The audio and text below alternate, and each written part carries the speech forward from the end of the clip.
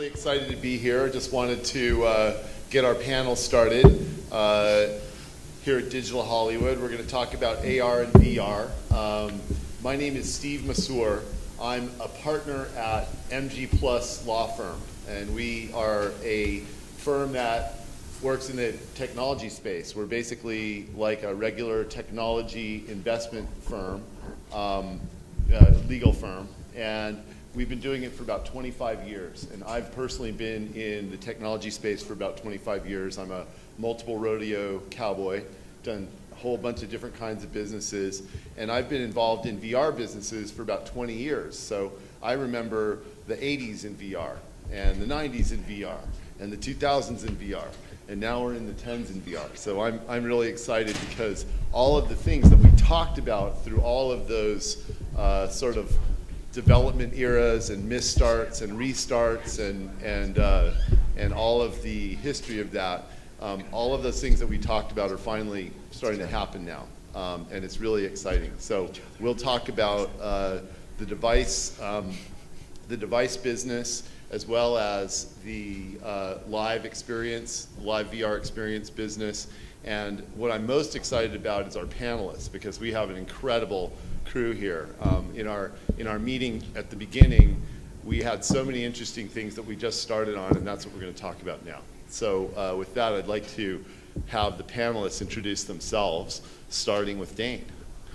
Hi, good afternoon. Thanks for coming. I'm Dane Smith. I'm head of business development at the Third Floor. Our core business is visualization for feature films, so we created end-to-end blueprints for the imagery for the 5 highest grossing films last year. About 3 years ago, we doubled down into the immersive space with a project called The Martian. Followed that up with Raising a Ruckus. These are both VR retail experiences that we're launched on platforms similar to VR arcades. We found a way to provide this service as a business-to-business service for theme parks and design firms that were interested in the power and technology of immersive entertainment as applied to design for their projects. Currently, we're developing 5 stories for Sony Studios, original IP for the Sony PlayStation VR. Where I see the business going in the short term is location-based entertainment.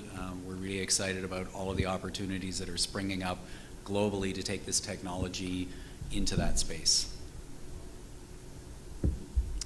Hi everyone, my name is Jennifer Chavarria, and I'm head of studio at Kite and Lightning. We are a studio that's known for creating emotionally transformative experiences in VR that blend social gaming and storytelling.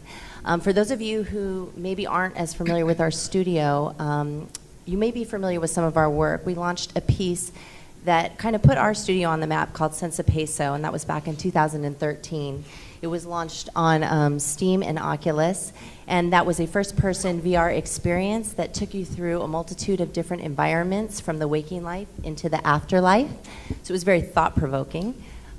We also have done a couple commercial experiences that you might be familiar with. We did one of Lionsgate's first VR experiences for the Insurgent Divergent series, where we allowed somebody to step inside that world, be instructed by Kate Winslet and Mekhi Phifer, and kind of weather the elements of the Insurgent series. We also did a fan experience for The Voice in VR, where fans got to step inside first person into a judge's seat. They were instructed, along Blake Shelton and Gwen Stefani, to kind of actively participate within a blind audition. And most recently, our studio's focus for the past year and a half has been on a VR video game called Babylon Battle Royale. This is going to come out this fall. This will be on Oculus and Vive to start. What's the first word of it? Babylon. Babylon. Mm-hmm. So it's basically like Babylon, but spelled with a B, and they are the Babylon babies. Okay? So basically a little bit about that game. It is a game that takes place in a future world. We have discovered immortality. We all take a pill. We get frozen in the bodies that we're in. And nobody thinks about the babies that get frozen in their baby bodies. So they get tired of living amongst us in this world, and they create their own extravagant world called Babylon. And this is going to be, it's a place where they fight to level up socially. and fight for riches and extravagance. It's going to be launched in 3 different phases. The first phase will be a more traditional PvP arena-style combat setting. Then we're going to actually move into interactive spectating, which we feel is truly very important to engage people who are watching the experience and get them excited about coming in and interacting with the VR environment. With that, you will be able to participate not just in a headset, but also we're going to apply a desktop application for that. So people who are watching. You have a background in e-gaming, so it's perfect, A right? little, yeah. We're starting to embark on that journey as a studio. We've launched an initiative just recently called the DevVR Initiative. And what that is something we're truly passionate about. We launched it this past year. We're working closely with streamers, broadcasters, gamers, and now adding to the roster esporting teams to focus on a better viewer and audience experience and really focusing on that interaction and engaging people who are not necessarily inside the headsets, but to evoke curiosity and help with mass adoption. So that's kind of what we're here to do, and thank you so much for having us and just for allowing us to be a part of the conversation. Excellent. Hi, I'm Shauna Heller. I'm president North America of a company called AI Solve. AI Solve is short for Artificial Intelligence Solutions. We're a 9-year-old British company that's been using AI to create VR and MR content for 9 years now. We have a proprietary AI engine that we built on top of Unity and that we're now building on top of Unreal. We use AI to create our content, meaning we have a library of procedures and behaviors that allow us to, spin out our content quickly. And that content, 90% of that times, has a nice analytics backend built into it that allows us to gauge and monitor how people are interacting with our content. It helps us create content for training and simulation, which works across enterprise, education, and healthcare. Where we have the learning management system allows us to take a user of our experiences from a beginner to an intermediary to an advanced level. The most recent example of using this platform was with Children's Hospital Los Angeles, who we created a VR training platform for them to train residents and medical students to be able to diagnose and treat pediatric trauma scenarios, specifically seizure and anaphylactic shock. And then we use that technology to help people become better at what they're good at doing. On the VR for Fun side, we have a location-based VR product called We Play VR, which is a turnkey single or multiplayer VR attraction that they're all the content, the control system, the hardware, we create everything ourselves. And we've deployed 20 of these globally. Some refer to it as kind of a void in a box, but our content is actually super interactive because they are puzzle-based adventures. It is very interesting being the president of this company in North America because trying to explain everything that we do across 2 very different verticals presents certain challenges. But at the same time, I say to people, well, Microsoft has a product called Office, and Microsoft has a product called Xbox. So Microsoft makes products for working and playing. Google has a product called Gmail, and Google also has a product called Daydream.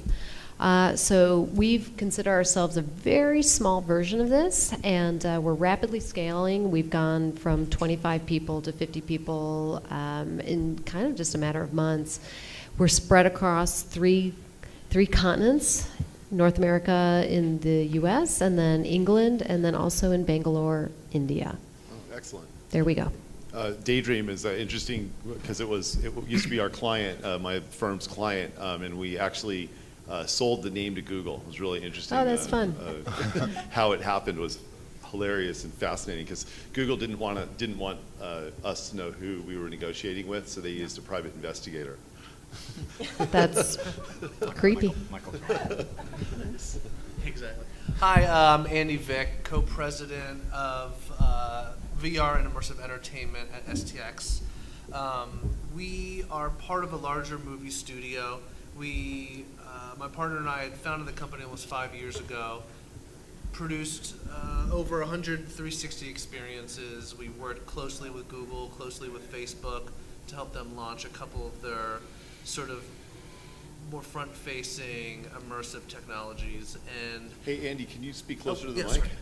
And after the first couple of years, we really saw an opportunity to sort of bring VR to the mainstream, right? And putting on a headset, we weren't recognizing any familiar faces from film and television. We were really sort of focused on trying to crack scripted narrative, and we were really seeing a big gap in what was being done in VR versus film and television, in that the pillars that support most of this city in entertainment, things like a great idea, a great script, a great talent to bring those words to life, a director that can sort of make this whole thing come together, we weren't seeing any of that in VR, right? So I think what we've done now that we've been acquired is we're taking what the ethos of the company is, and that is building fantastic stories around incredible storytellers.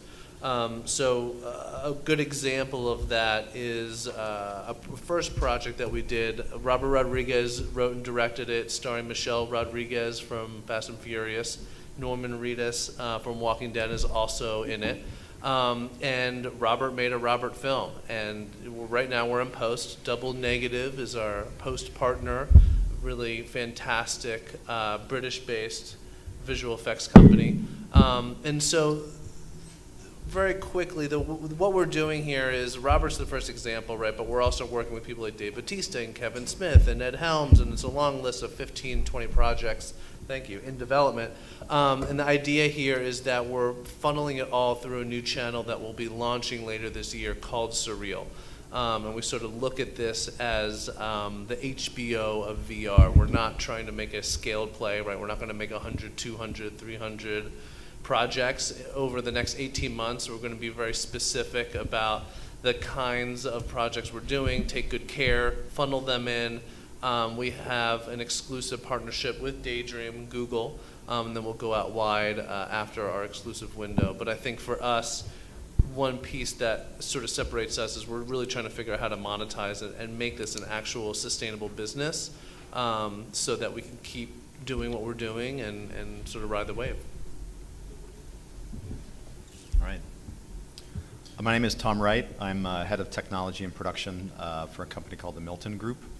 And we are a Nordics-based communications agency. We have offices in Helsinki, Stockholm, Tallinn, Brussels, and now DC also for sort of government relations things. And this Milton Group is really focused on brands' relationship to society and industry's relationship to the world and social responsibility and how everything operates on a very macro level. So it's interesting. It's kind of a turn from what I've done before, which was primarily in advertising production. I ran Xbox and Halo for a number of years, doing all their global advertising, and moved over to work on Apple and eBay and a few other sort of technology-focused companies doing branding and doing production, and then founded a company called Tactic, which is a VR and AR focused development company in San Francisco, which I was with for about 4 years. The interesting thing I'm going to go off point for a moment, like with Tactic, this thing that we're all here to talk about is still fairly new. It's kind of teenage-ish, and I do sort of in my brief time. So that was one of my questions. I'm glad you dove I right jumped into it. So no, it's very good. So you're saying that you see it as older than adolescent, not Yes. baby stage, not Yes. adolescent stage, teenage. Yes, yeah, I do. Why? Do you want to go? You want to? You want to Let's go, get man. ready to rumble. You want to get real here? No, I do think it's fascinating. With Tactic, we dove in like it was the space race. We developed our own camera tech. We figured out like a really nimble way to stream stereo and do things that were pretty new and interesting at that time. We demoed it in like the back room at Oculus Connect 1. You know, it was like this very sort of, you know, nuts and boltsy, 3D printed kind of crap rig, but it was wonderful. It was fantastic. You know, it's like I'd sort of come from this world where you hire the best people in the world to make your music for your Nike ad, or people with an Oscar to shoot your bowl of popcorn for a popcorn ad. And like we just had to make everything ourselves, and it was amazing. But this is just a few years ago, right? Like when that was going on. How many years ago? 4. 4 years ago. I Yeah. helped set up that room. Did you? I did, and it was. Yeah. It had its own like ecosystem. Like Yeah. it smelled like developer who hadn't bathed in like Sure. 4 years. It was a really special time. He's talking about OC1, which was the Oculus Developer Conference, OC1, and OC1 happened really only a couple of months after the company had really, you know, gelled as a company, and after Facebook had acquired it. I mean, Facebook acquired Oculus in March, Yeah. and the developer conference was in September. Yeah.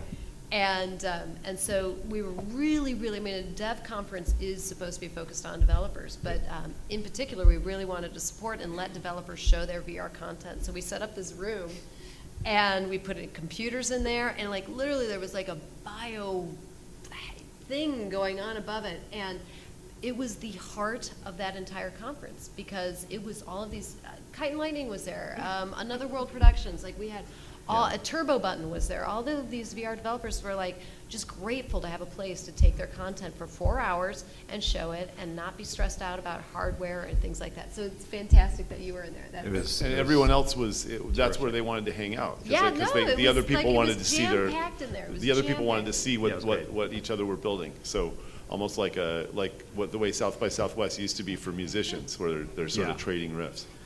No, it's That's nice. amazing. It sort of was like the foot traffic. It was sort of this, you know, rogues gallery of now VR luminaries, you know, who you sort of run into, and they look at your tech and talk to you about it, and you know, check on its, you know, protections, and people kind of, I mean, it really was this wonderful, you know, half the people there had been in this for a year, Yeah, and or less. just built it, and just built something, and were ready to show it and, you know, take their place, and many did. So I think it's with that context, and kind of looking around, you know, this conference and the people I've seen at it, and the people I've seen and heard at other conferences, and the sort of trajectory of products, and the trajectory of what I do, which is now largely kind of explaining VR and AR opportunities to massive companies and helping push through, you know, bigger developments of technology-based communications for them.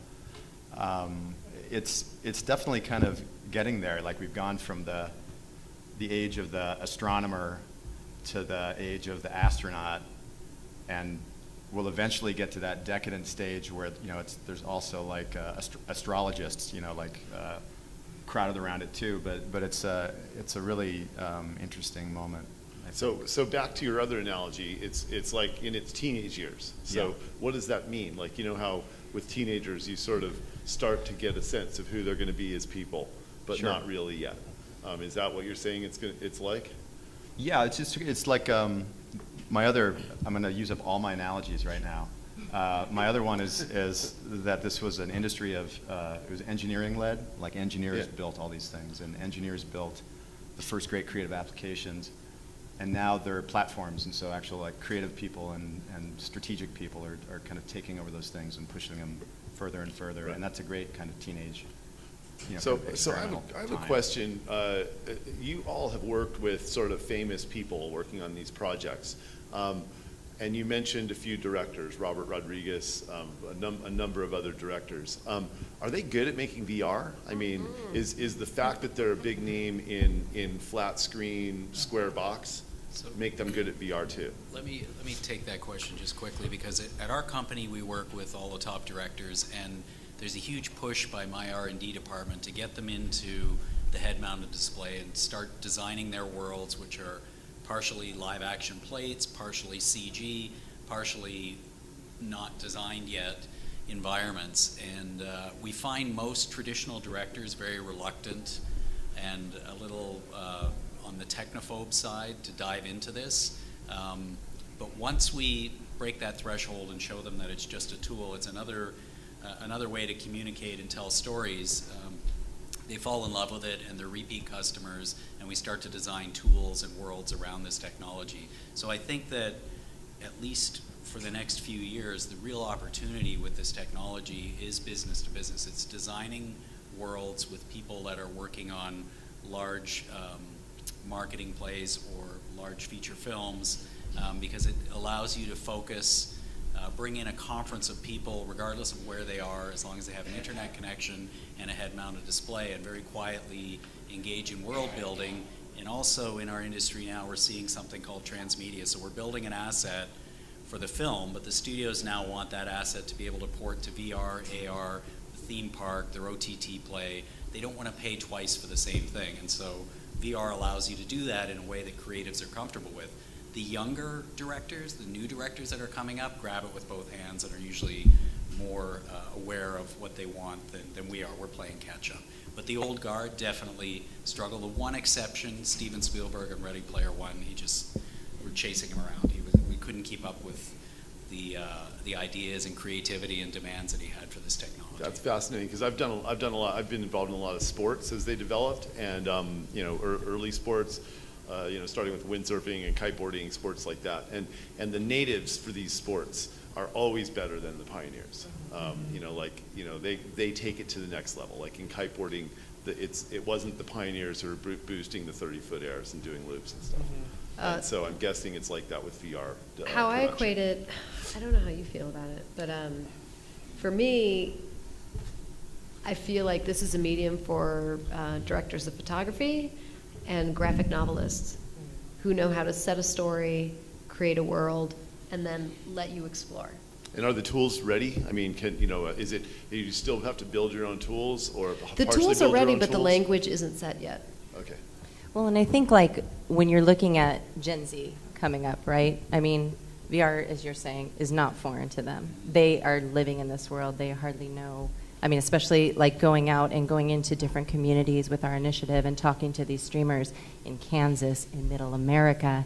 And most of them, to be honest with you, some are familiar and are diving head in, and that's all they're in, and that's all they want to stream. And they want to, they are so inspired by the directors of the past, as they say, but they're trying to figure out how to create their own audience of tomorrow. And they're online 24/7, and we can't ignore the powerful engine that they have running.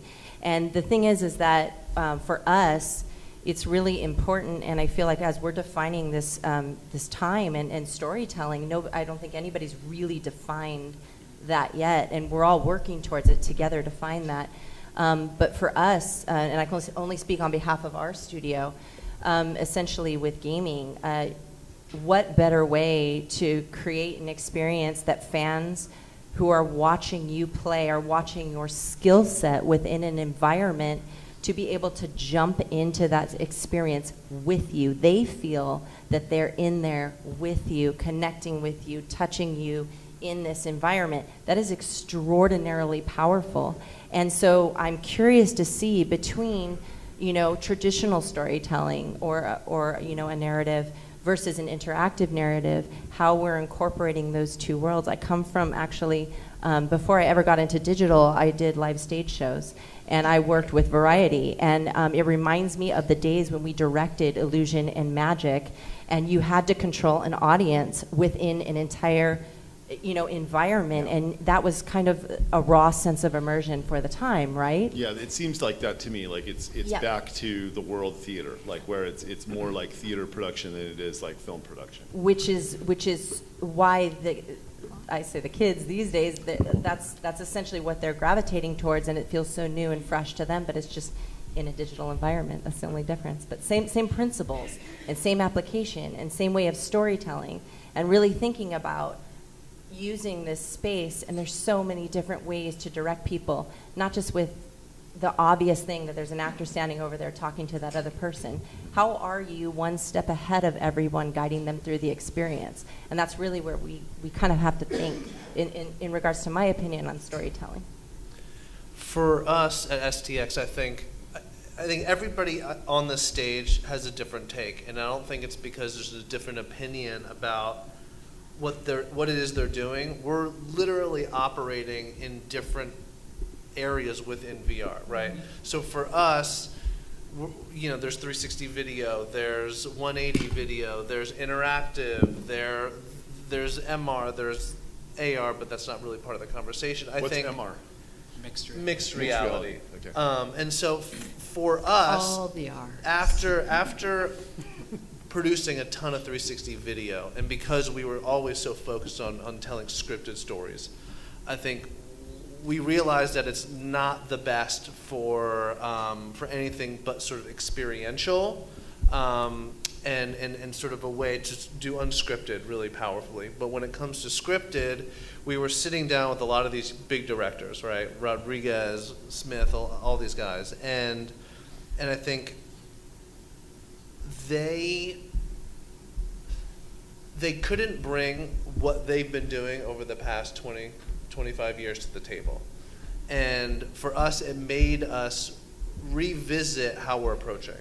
And I think this is where, for us, again, I think for us who it's core to the story of our company to put these actual filmmakers who make film, feature length, into the space and translate what they do, we had to get rid of the 360. So we actually have created a proprietary format that's much closer to 180. It's sort of IMAX on steroids, right? And I think some people would say this isn't VR, some people would say it's VR. For us, it's kind of irrelevant what the label is. It's about bringing some of these directors, some of these storytellers' skills to the space without having them just completely reinvent what they're doing, right? Because a lot of these guys come to the table and they're like, you know what, I'm not really into this. Right. And the Kubricks and Spielbergs of VR are 12 years old now. Yeah, Michael Jordan's not going to win at golf the way he wins at. That's right. No, And the truth is, I've done hundreds, maybe thousands of VR demos. If you watch people in VR and 360 video, they settle into that 16:9 screen pretty quickly. There was a company actually that I worked with on a music video project in VR, and the back was just a 2D panel.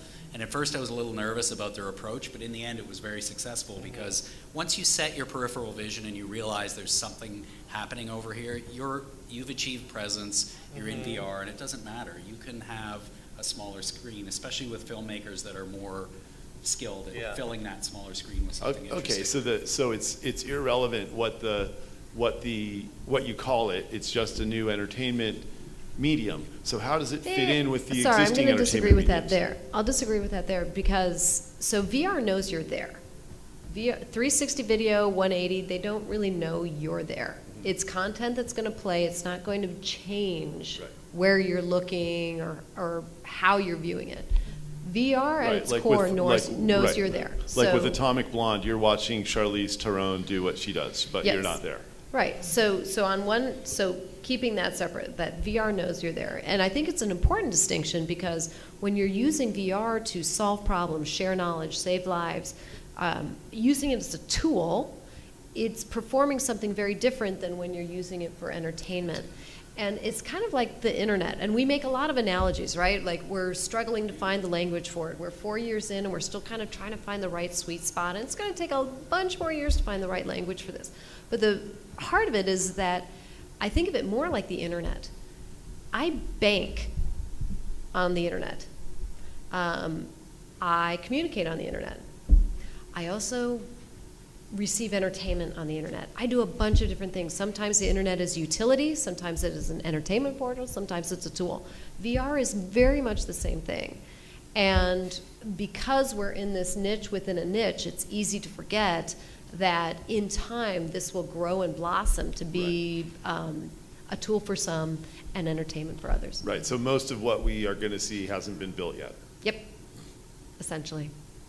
We're in the AOL dial-up.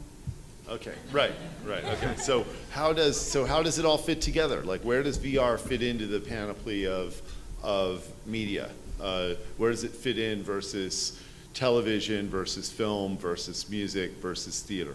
Well, it has to survive, first of all. It's interesting to use adolescence because that means it didn't die.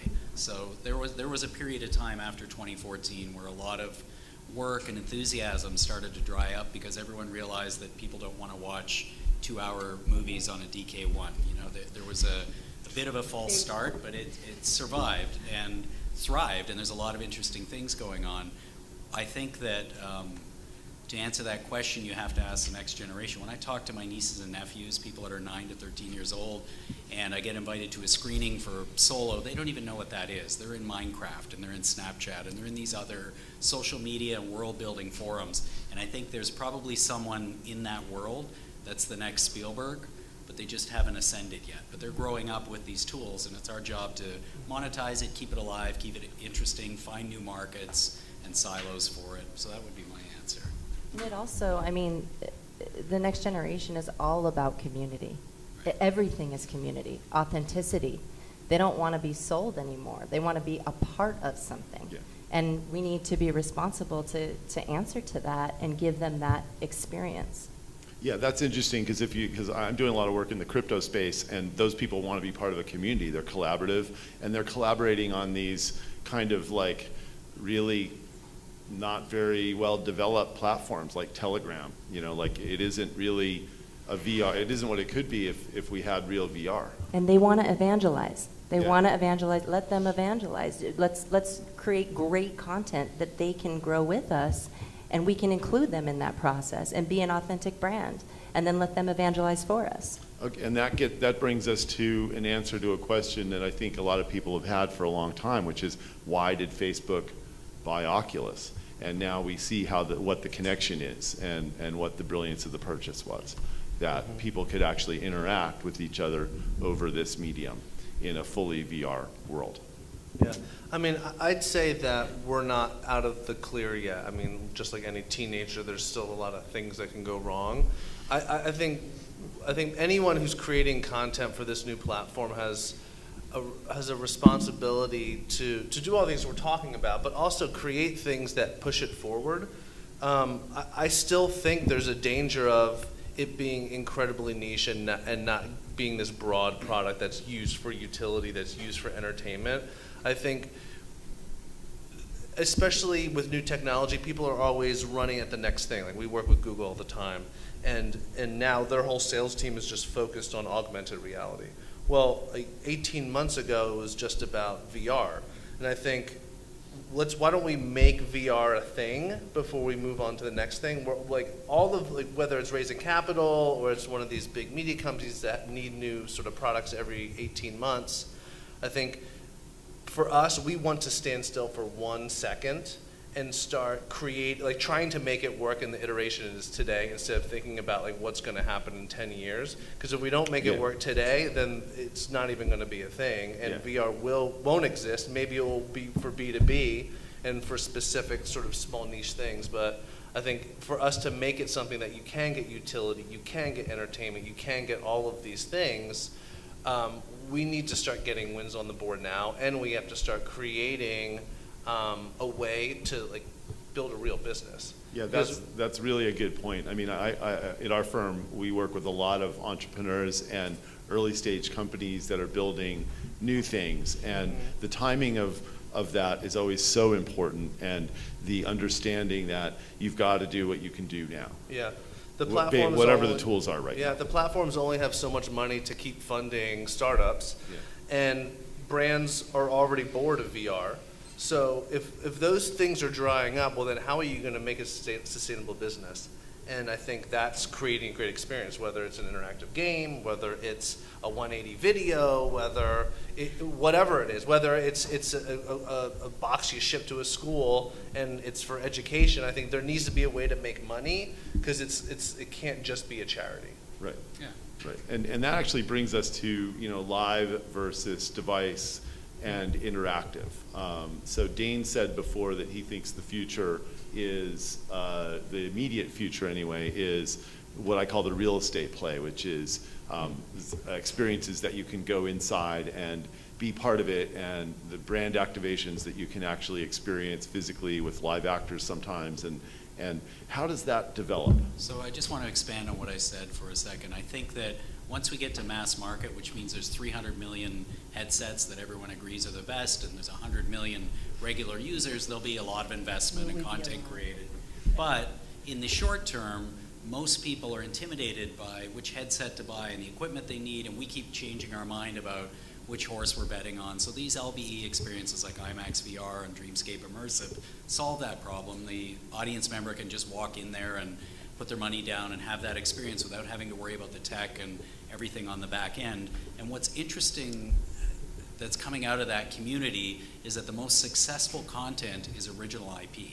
It's Alien Zoo, it's raw data. It's not Star Wars. It's not recognizable IP, which is surprising to me.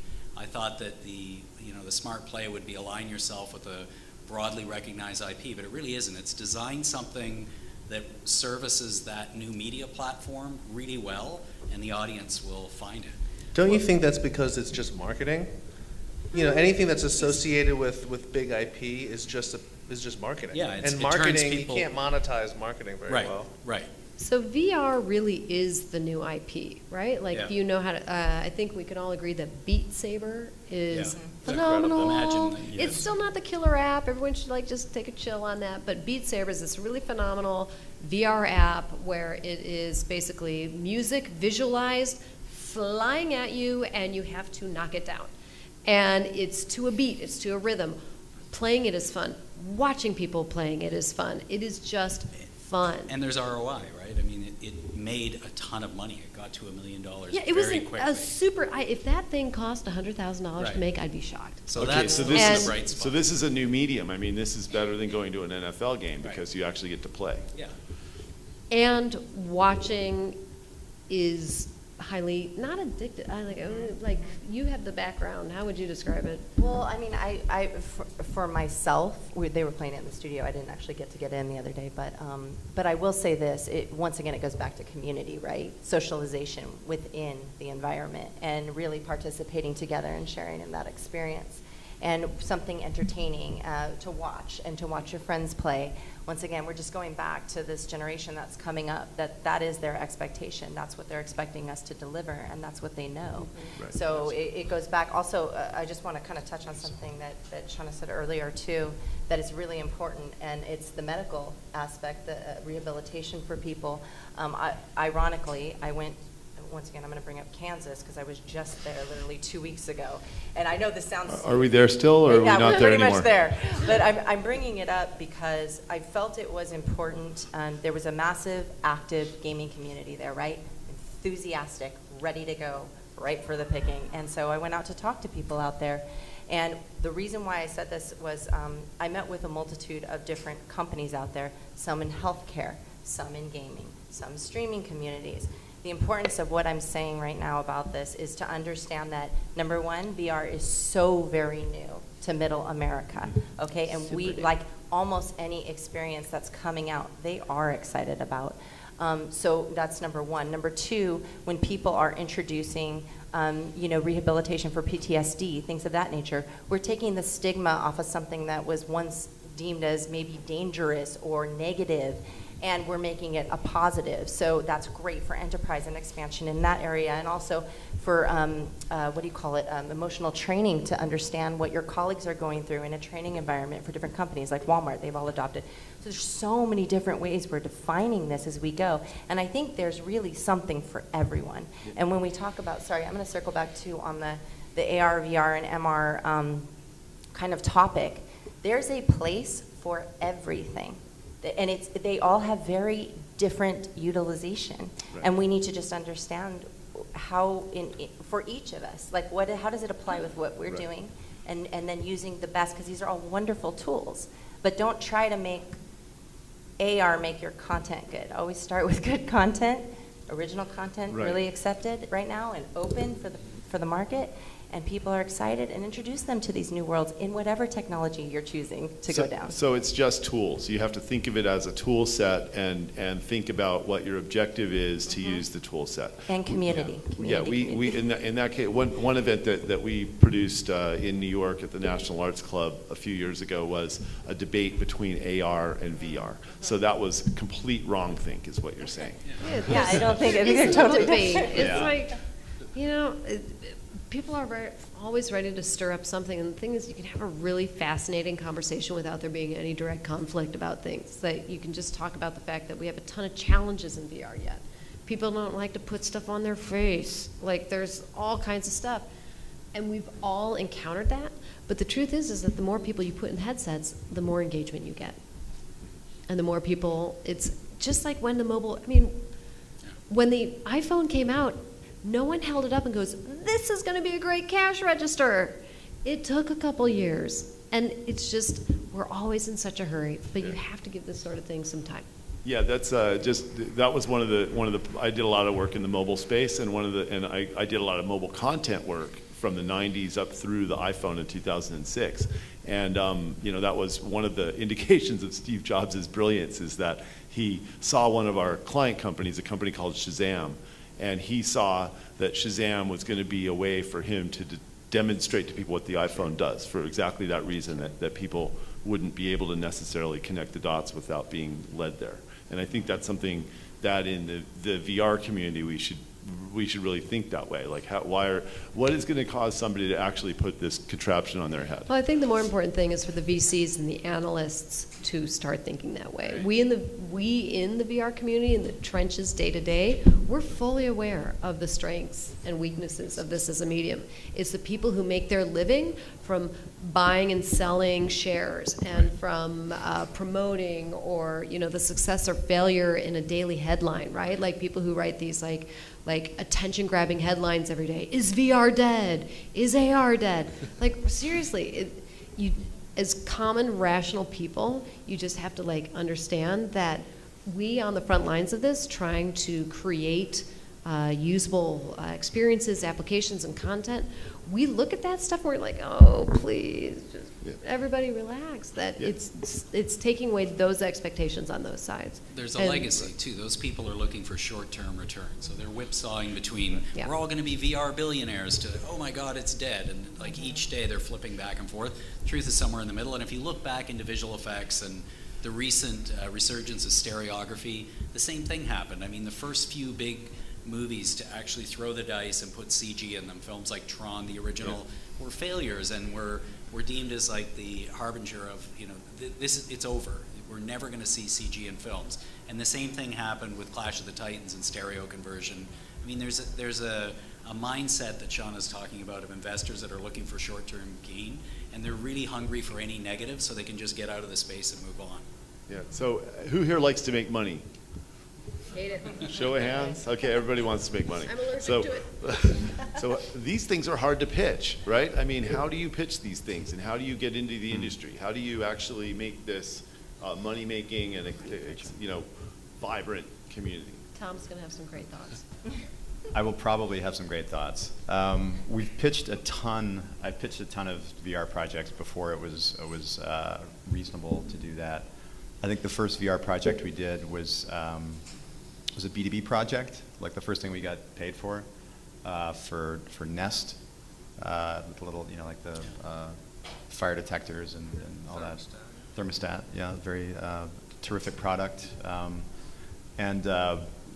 It was after they'd been acquired, and it was an experience they're trying to sell into big box stores. So it was really to visualize what it would be like to be inside this gorgeously designed kiosk that's filled with Nest products that kind of demos it, and it was like a store within a store thing. It's kind of a dry B2B idea, but that was my first paid VR job, was to develop that and put you inside this thing, inside of our version of a generic big box store, and give them the ability to sell that into these enormous retailers in a way that they couldn't have done otherwise. We've also in what I'm doing now, where it's kind of like these larger industrial applications of things like VR and AR. One, my favorite project that didn't sell was a company that was creating had a research vessel, like this giant ship that's like a giant Jacques Cousteau or Steve Zissou ship that that was kind of timing out, and they wanted to update it. And so what they were going to do is they're going to split it about 2/3 of the way back in the ship and just drop in an extension to the center of it with a revised lab and make it a bigger ship. And it kind of saves $1 trillion, euro in ship construction, and it's a recycling story and all this kind of stuff. But so our idea was to do the sort of like, be like Magneto, sort of do like the VR visualization of that, where you lift it out of the water and you can sort of, spread it out and put the thing in and show, go in and zoom in on the details and things like that. Magneto's an X-Men reference. Yes, yeah, he has great skill at lifting metal things. But like, those kind of things, and I think it's a matter of finding clients, for us at least, in various things, and this goes all the way back to working in agencies and working in a VR startup, and now being back in kind of an agency environment where we're selling to companies and nations and things like that. It's just keeping your eyes open. Like you kind of get yourself in a target-rich environment for innovation and technology and creativity, and you just stay present and just stay at it and find advocates and people who you want to sell to, and that's the best. That's what you do. So basically, be observant and listen, and then kind of get a sense of what they want. Yes. Yeah. Yes. I mean, we're focusing on video because half the time spent in headsets is video. The most popular app in VR headsets is Netflix. Sure. So I think for us, that fit perfectly with our ethos, right? Like making live action content, but it's only one half. So I think listening is probably the most important part. And I think the hardest thing is there's just not that much data yet. Right. So for instance, we haven't launched yet. I don't know. Like we have a model that predicts how many people are going to download our films. I have no idea. Right. Until we get going, we have to get over this hump and then start revising our strategies. Yeah. Right. And so I think they never knew that. I think they never knew. The kid stays in the picture, right? I mean, he bets the whole thing on one film. Right, totally. And I think it's about staying power. So again, like for us, it's not about doing one of these and like fingers crossed. The reason we wanted to get acquired by a studio is because we knew we would have the runway to actually execute a strategy. And like that's not a strategy isn't just doing something once and crossing your fingers. It's doing it and doing it in a scaled way, and along the way pivoting and making sure you're adjusting as you go. Right. So I guess in addition to being observant and listening, there's also a bit of education, right? To describe to brands what you can do. Yeah. Like what can you do today with this technology? Okay, or these technologies. Yeah, I do find myself sometimes being like the music man of VR. Like kind of going into these boardrooms and waving my arms around and talking about the past, present, and future, and using a lot of metaphors like I've done today. I thought you used them all up at the beginning. No, I have more. I have several more. But yeah, it's still exciting in the business development part, and that's really it's not my focus, but I think it's exciting to see people get excited. It's something that people get excited about in the process of selling it to them. Okay, so let's talk about AI for a second. When does it get real? Like, when does it get scary? Where the AI takes over the weapon system and starts running around killing humans? Yesterday. Yeah. The truth is AI is advanced automation, and we've had automation for a long time, right? Like on the manufacturing lines, in mobile apps. I mean, there's a lot of automation that goes on. The difference between automation and AI, perhaps, like we can look at in an automotive setting, is that you have these robots who complete a movement over and over and over again. And every 130th movement of that robot, a finger gets caught or a piece of fabric gets caught. And the owner of the plant says, wow, we're having some harm come to our people because of this automation. How can we circumvent that? How can we use technology to solve that particular problem?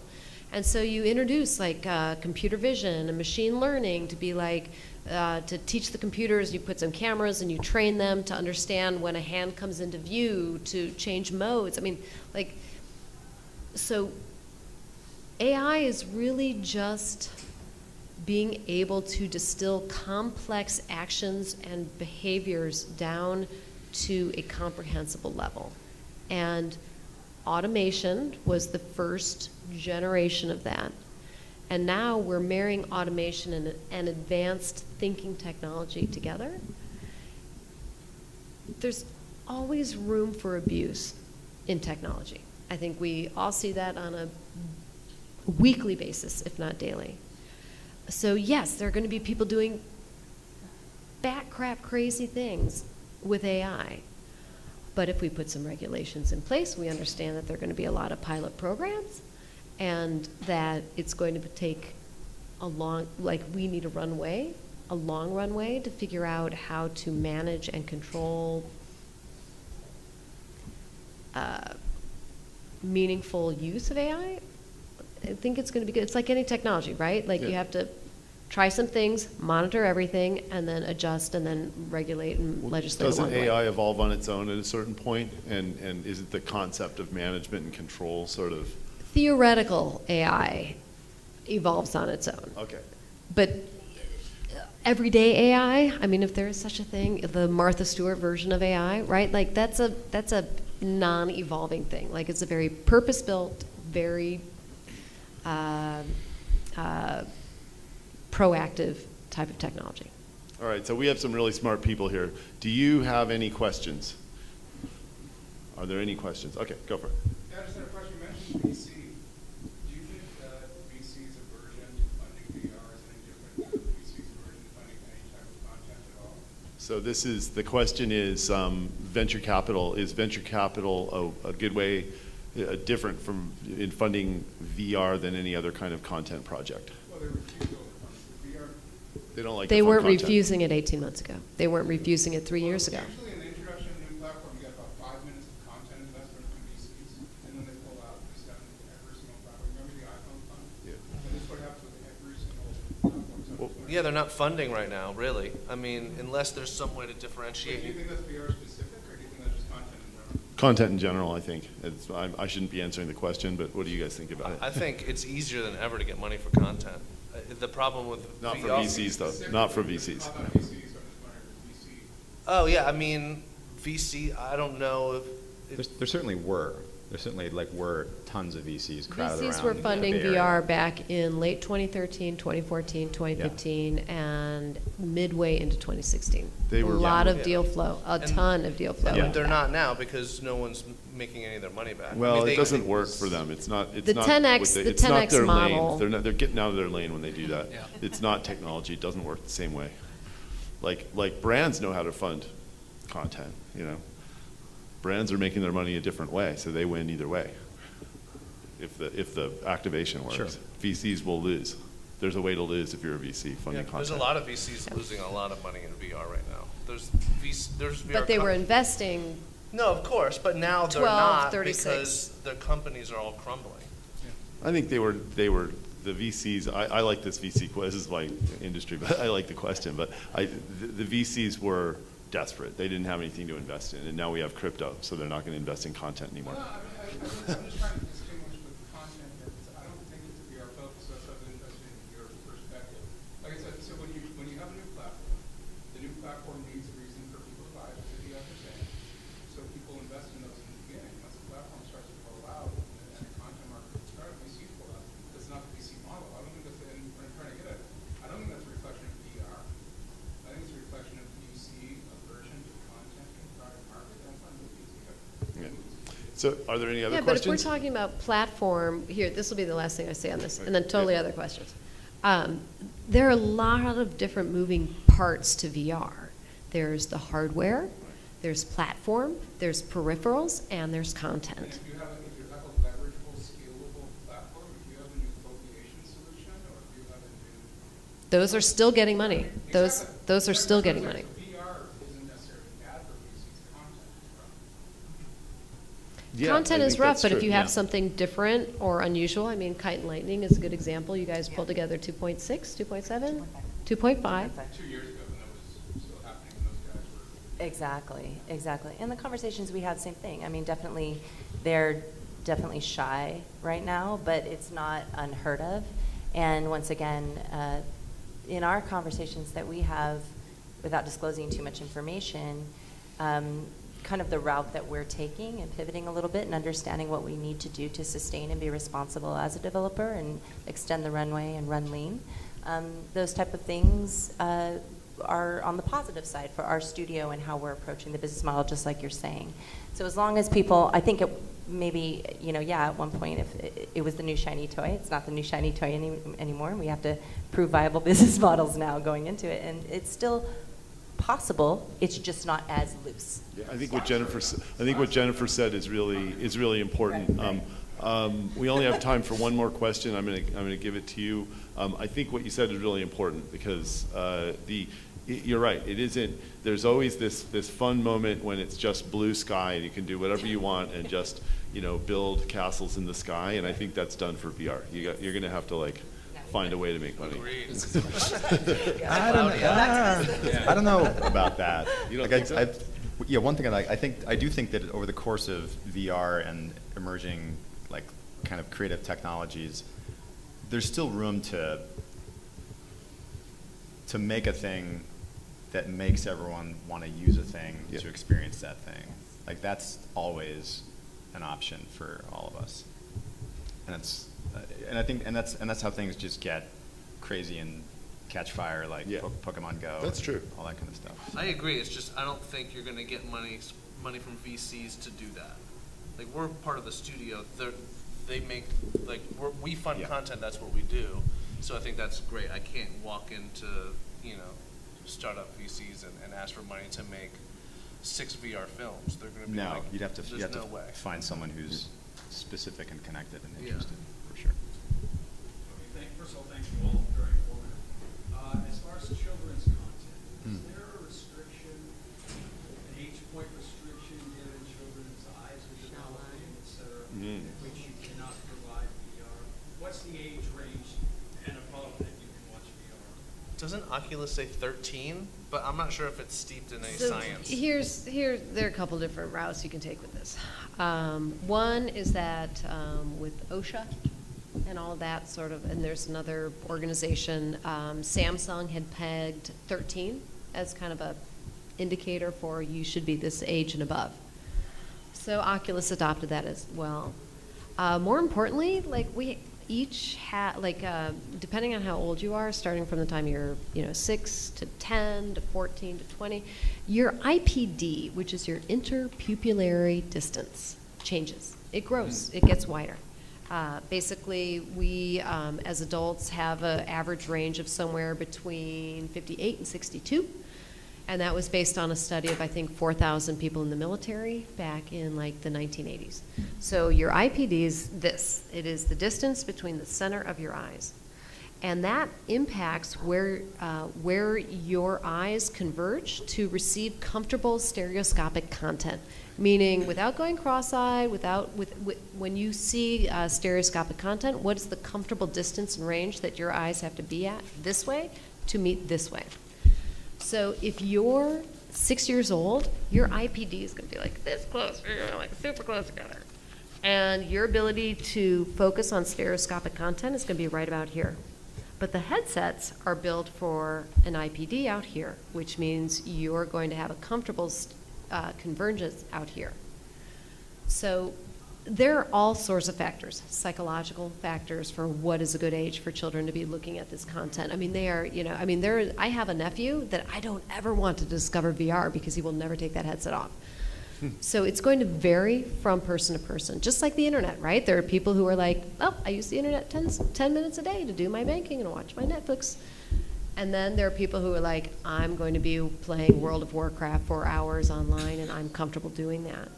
But when you look at it from just kind of a basic level, the comfort factor for a child watching some VR content is different from an adult, so we need different size headsets. Do you make headsets for children? Nobody's pursuing the children's VR headset market right now. Yeah. Nobody is pursuing the... Well, I think we should finish our conversation later. There's not enough information. Yeah.